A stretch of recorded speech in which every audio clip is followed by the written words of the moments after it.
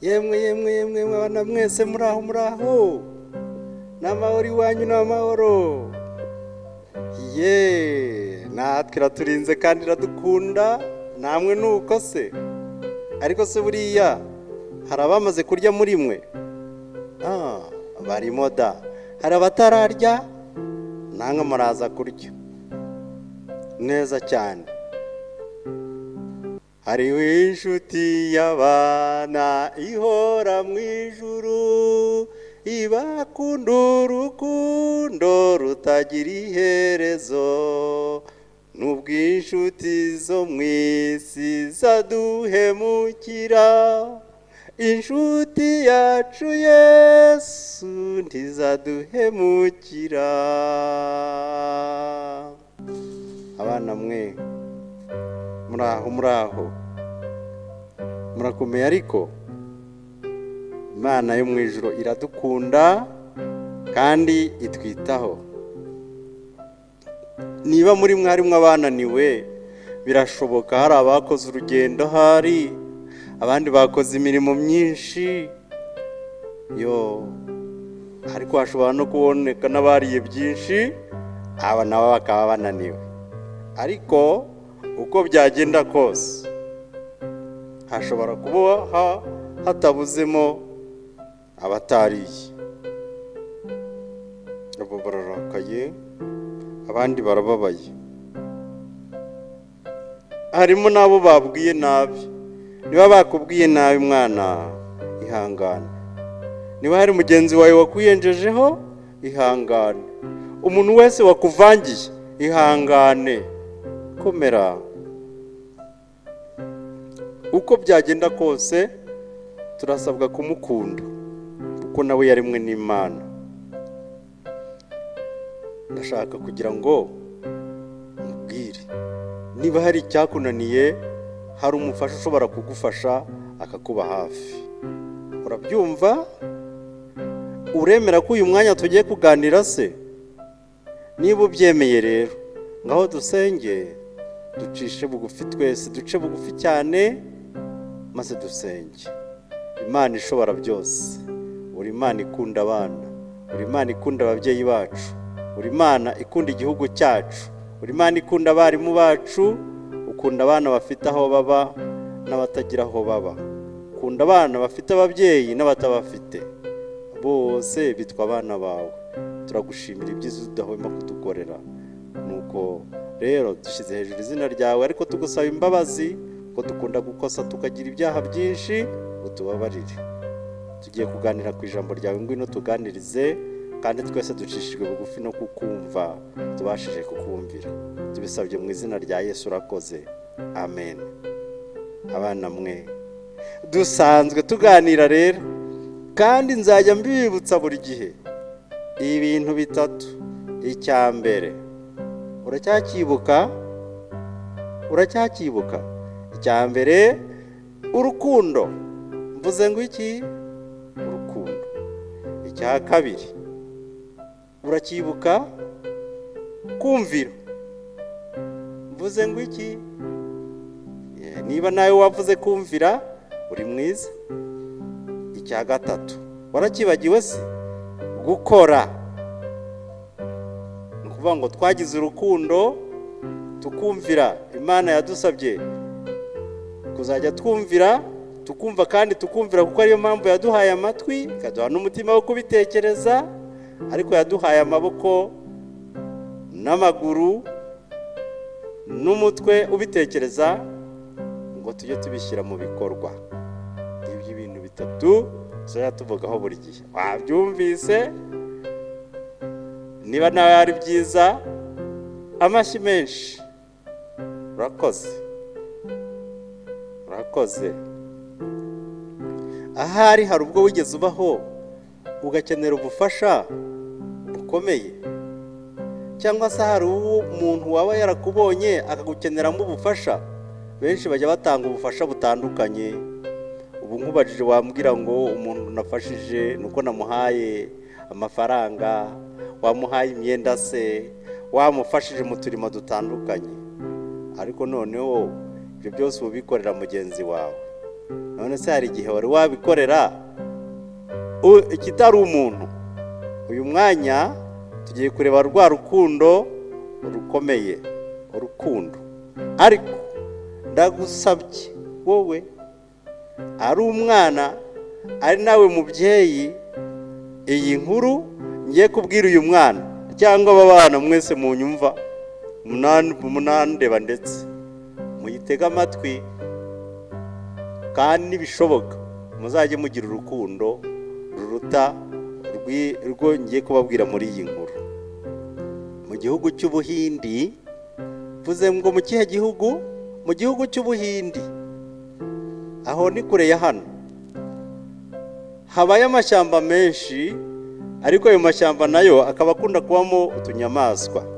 None tumwe mu tunyamaswa turi aho ngaho rero turaza kukavugaho, murumva ari akantu gatangaje. Niyo mpamvu tugiye kuganira amagambo avuga ngo umufasha udasanzwe. Ngo nde? Umufasha udasanzwe. Ikindi nanone kiba mu Buhindi, uretse utwo dukoko abantu bamenyereye no kutubona bagira n'icyo badutwara, ni utwitwa inkima. Inkima ni mwene wabo w'inkende, ariko inkima yo uyirebye wabona isa n'iz'ubwenge. Ariko nanone hakabayo n'abantu batabona. Murabizi biranga umuntu utabona nuko amaso ye atabona. Uyu muntu ashobora kugenda ubona amaso afunguye ariko atabona. Kimwe nuko umwitegereje neza wamureba ugasanga amaso ye ntayarimo, yenda yaragize impanuka zitandukanye, cyangwa se amaso ye afunze atabona nyine. Ariko akagira ikimuranga, iyo umubonye biba bisaba ngo nawe numubona ujye wihutira kumufasha. Yenda hari kumufasha kumenya inzira anyuramo, cyangwa se kwambuka ikiraro, cyangwa se kwambuka umuhanda. Abenshi bagira agakoni k'umweru, agakoni karekare. Ako niko agenda akoma mu nzira, akomanga ngo yumva aho ageze. Bega abantu bagowe. Ariko disi ubona ari abana beza, gusa baba bakeneye ubufasha bw'abantu babona. Niba tumubonye umuntu nk'uwo rero, twakagombye kwihutira kumukorera ibyo nababwiye, kumufasha kwambuka umuhanda, kwambuka umugezi, ndetse no kugenda neza nyine yitwaye neza, ukaba wamufasha ndetse ukamuganiriza nubwo batakubona mu maso. Tubyumvikanyeho. Nuko rero igihe kimwe uwo muntu yabonye inkuru iramunezeza, iranamutangaza, maze arayandika.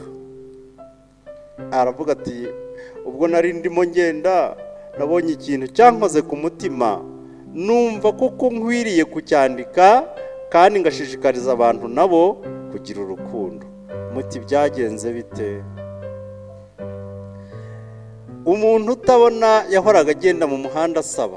Murabizi nyine rimwe na rimwe bagenda ku modoka, akomaho ako gakoni ke akavuga ati mwamfasha, ndetse n'iwanyu banza bahagera no mu muhanda murababona se abantu batabona, buryo baba bakeneye ubufasha.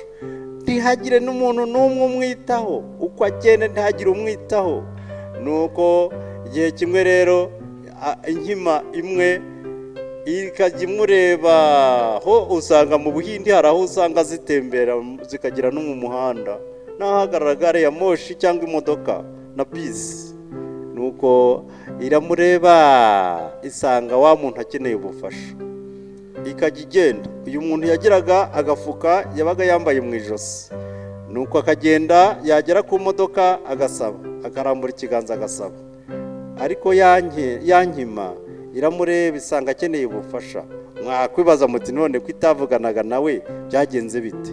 Yarihuse maze iragenda ifata ka gakoni, ikajya igenda yagera ku modoka ikahamwegereza. Yabona abantu batamureba neza, igasimbuka igahagarara ku idirishya ry'imodoka igatega ikiganza.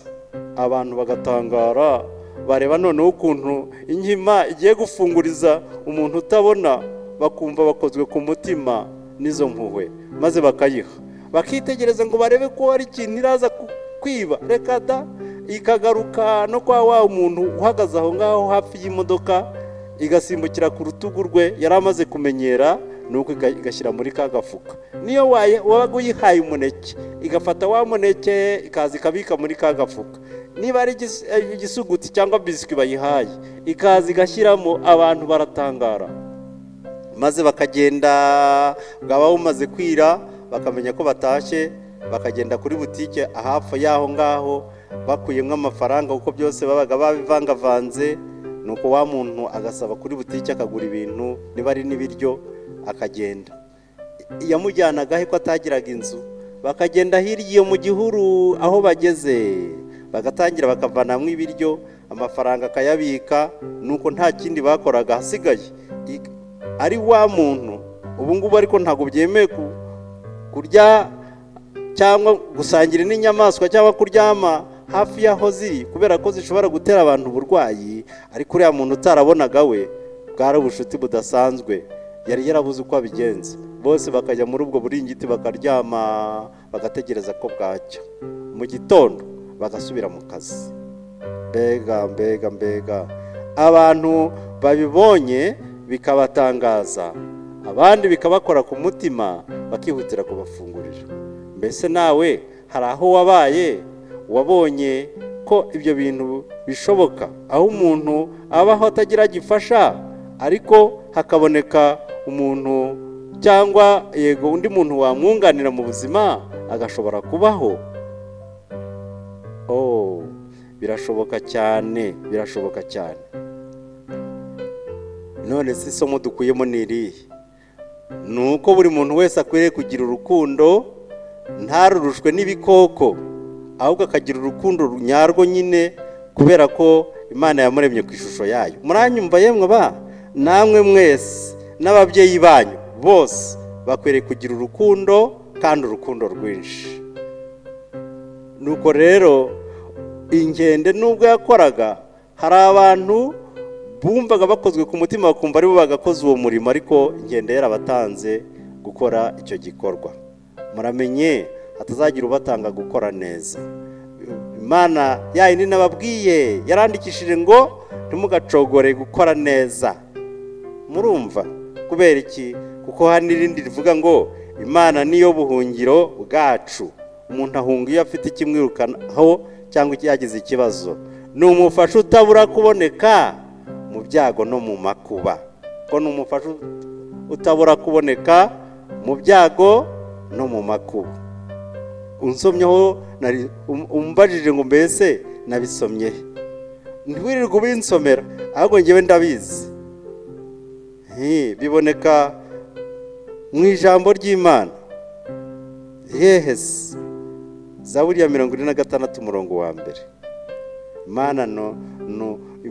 Imana niyo buhungiro bwacu, n'umufasha utabura kuboneka mu byago no mu makuba. Rero igihe habaye ibibazo, no guhungira ku Mana, kuyibwira. Injira mu cyumba cyawe, niba hari uwakuhohoteye, uwakugiriye nabi wese, yihungireho, uyibwire ibibazo wagize, maze uyisabe iyo Mana kumubabarira. Mbese nawe witeguye kubabarira? Imana iguha umugisha.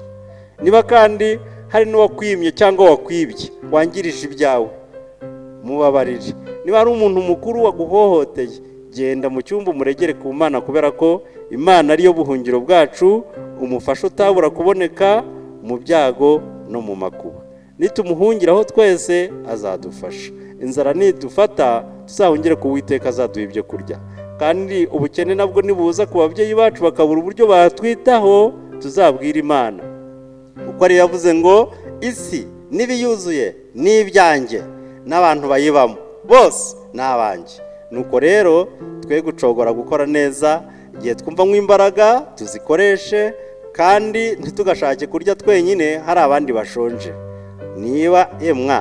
Niba ubona iwanyu bamena ibiryo, uzababwire ngo oya, dukwiriye kubiha abatabibonye. Niba kandi baguha ibiryo ukajya kwihisha ukabirya wenyine, uyu munsi Imana izagufotora, yaranagufotoye izabikubaza.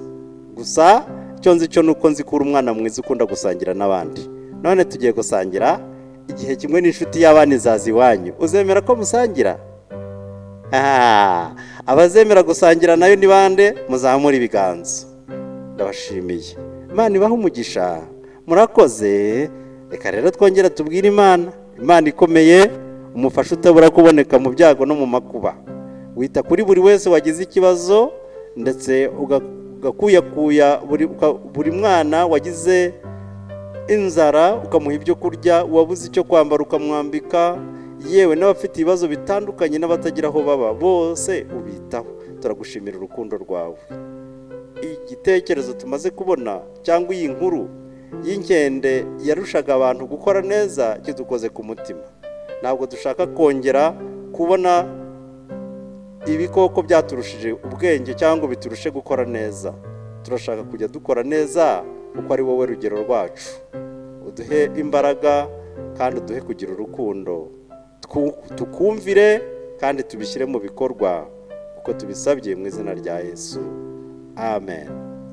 Bye bye. Imana ibarinde cyane. Murakoze.